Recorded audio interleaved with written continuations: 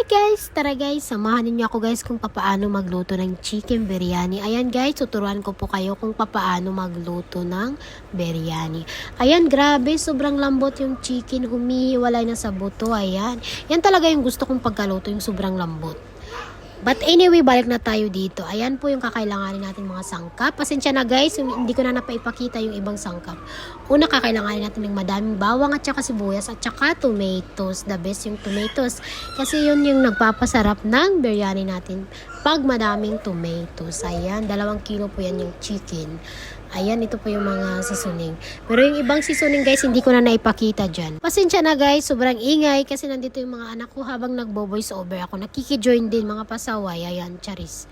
But anyway, balik na tayo. Nandito na po ako. Nagsisimula na po ako mag-isa ng mga sangkap na kakailanganin natin. Ayan, kinulang pa ko guys ng mantika. Kailangan pala ng madaming palutaw ng mantika para cholesterol race wave, charis. Ayan, pinainit ko muna yung mantika guys bago ko ilagay yung sibuyas. Ayan. Tsaka mainit na yung mantika. Ayan, inilagay ko na yung madaming sibuyas kasi kailangan talaga natin ng madaming sibuyas. Kasi ayun, ganyan talaga guys yung pagluluto ng biryani. Magastos talaga guys. Kailangan talaga ng madaming sangkap. Charis. Ayan, ginisa-gisa ko lang ng maigi yung sibuyas. Ayan, kasi mas maganda yung gisang maigi. Kasi nakakadagdag din siya ng lasa. Ayan, nasa medium heat lang ako dyan. Ayan po, pinabrown ko muna para yung amoy katas aroma, charis. Pasensya na guys, sobrang kalat yung kusina namin. Huwag na ninyo pansinin. Kasi yung mga staff ng asawa ko, grabe, makalat sila. Kaya huwag na ninyo pansinin yung kusina namin, charis. Ayan na po. Ang tagal kasi mag-isa eh. Ayan, hindi pala yung tomato yung kasunod. Chicken pala, ayan.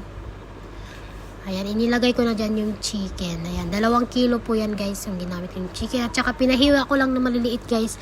Kasi ayoko ng sobrang laki ng mga chicken na. Kaya ano dyan, kasi ayoko talaga. Gusto ko yung maliit lang na hiwa. Kasi kakailanganin din natin ng madaming basmati rice dyan. Inisa ko muna dyan kasi mamaya igira-rice cooker ko yan. Iba-iba po talaga yung pagluluto ng biryani. Iba-iba po. Ayan. Pasensya na po guys. Kakaiba na yung lutuan guys kasi nga itinransfer ko siya guys kasi nga yung kawali hindi kasya kasi madaming sangkap na inilagay ko dyan. Yung mga potatoes, iba-iba pa. Hindi kasya kaya pinalitan ko. Ayan. Ito na po guys. Nandito na po yung biryani. Luto na po guys. Nasa rice cooker po yan guys. Ayan. Ito na po guys. Yung masarap na biryani.